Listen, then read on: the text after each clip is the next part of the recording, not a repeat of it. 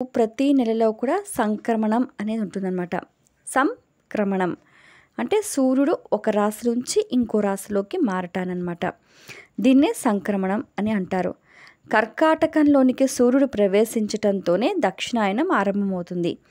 అంటే సూర్యుడి రాశిలో ప్రవేశించినప్పటి నుంచి తిరిగి మకర రాశిలోకి ప్రవేశించేంత వరకు ఉండే కాలం దక్షిణాయన కాలం. ఈ కాలంలో సూర్యుడు భూమధ్య రేఖకు దక్షిణంగా సంచరిస్తూ ఉంటాడు. దేవతలకు ఉత్తరాయణం పగలు కాగా దక్షిణాయనం రాత్రి. ఉత్తరాయణం దేవతలకైతే దక్షిణాయనం పితృదేవతలకు ప్రీతికరమని చెప్తూ ఉంటారు. అయితే ఈ దక్షిణాయన పుణ్యకాలానికి మూలం ఇక్కడ సూర్యుడు కర్కాటక రాశిలోకి ప్రవేశించటం, ఒక రాశిలో నుంచి ఇంకో రాశిలోకి ప్రవేశించటం, అక్కడ 6 మాసాల పాటు ఉండడం, దాన్నే సంక్రమణం అంటారు. అయితే ఈ సూర్య గమన ఆధారంగానే కాలగణన అనేది జరుగుతూ ఉంటుందన్నమాట. వాస్తవానికి చెప్పాలంటే దక్షిణాయనం మొదలైన తర్వాతే పండుగలు పర్వదినాలు అన్నీ కూడా మొదలవుతూ ఉంటాయి. ఈ దక్షిణాయన పుణ్యకాలమే పితృదేవతలకు చాలా ప్రీతికరమైంది. పితృదేవత ఆరాధన తప్పనిసరిగా చేయాలి అని అంటూ ఉంటారు. అయితే ఉత్తరాయణ పుణ్యకాలంలో దేవతా ప్రీతికరమైన కార్యక్రమాలు చేస్తూ ఉంటారు. ఈ దక్షిణాయన పుణ్యకాలంలో మనం పితృదేవతలకు సంబంధించిన కార్యక్రమాలు చేయాలి. అయితే రాశి చక్రంలో దక్షిణాయనమే ముందుగా వస్తుంది. కారణం ఏంటంటే మకరం కంటే కర్కాటకమే రాశి చక్రంలో ముందుగా వస్తుంది. అయితే ఇక ఈ కర్కాటకానికి సంబంధించి ఏంటిదంటే సూర్యుడు ఎక్కడైతే ఉంటాడో అక్కడ ఆ రాశి స్థితిని బట్టి, ఆ రాశి తత్వాన్ని బట్టి కూడా ఫలితాలు అనేవి ఆధారపడుతూ ఉంటాయన్నమాట. సూర్యుడు కర్కాటక రాశిలోకి ప్రవేశించటం అంటే అది మిత్రక్షేత్రమే. సో మనకు అనుకూలమైన ఫలితాలని అందిస్తూ ఉంటాడనమాట. కాబట్టి సూర్యుడు కర్కాటక రాశి ప్రవేశం సంక్రమణం అని చెప్తూ ఉంటారు. ఈ సంక్రమణ కాలంలో ఏం చేయాలంటే స్నానము, దానము, జపము, పారాయణం చేసుకోవాలి.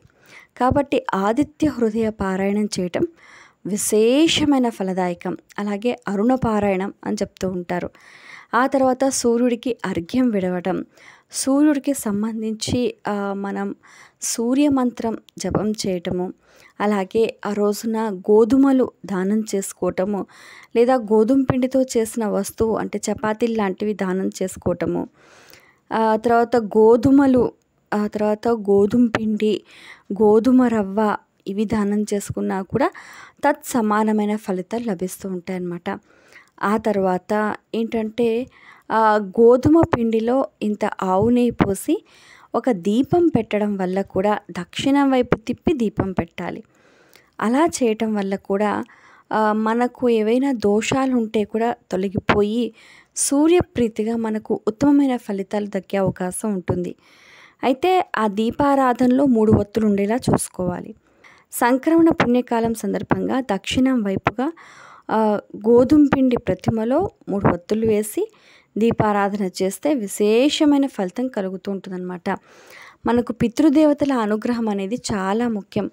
ఒక్క పితృదేవతలు అనుగ్రహిస్తే చాలు 33 కోట్ల దేవతలు మనకు అనుగ్రహాన్ని అందిస్తూ ఉంటారు. అయితే పితృదేవతల ఆరాధన అనేది చాలా తప్పనిసరి, విధాయుక్తమై ఉంది.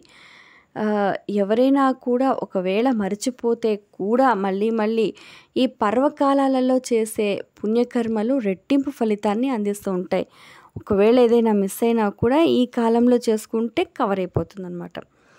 సో ఈ సంక్రమణ కాలంలో ముఖ్యంగా సూర్య ఆరాధన చేయటం వల్ల సూర్య ప్రీతిగా చేసే కర్మలు మనకు ఉత్తమ ఫలితాలు అందిస్తూ ఉంటాయి. జాతక రీత్యా జ్యోతిష శాస్త్ర ప్రకారంలో సూర్యుడు ఎవరి జాతకంలో అయితే మంచి స్థితిలో లేకపోతే మంచి పొజిషన్లో ఉంటాడో వాళ్ళకు వాళ్ళ స్థితి ఉన్నతంగా ఉంటుందన్నమాట.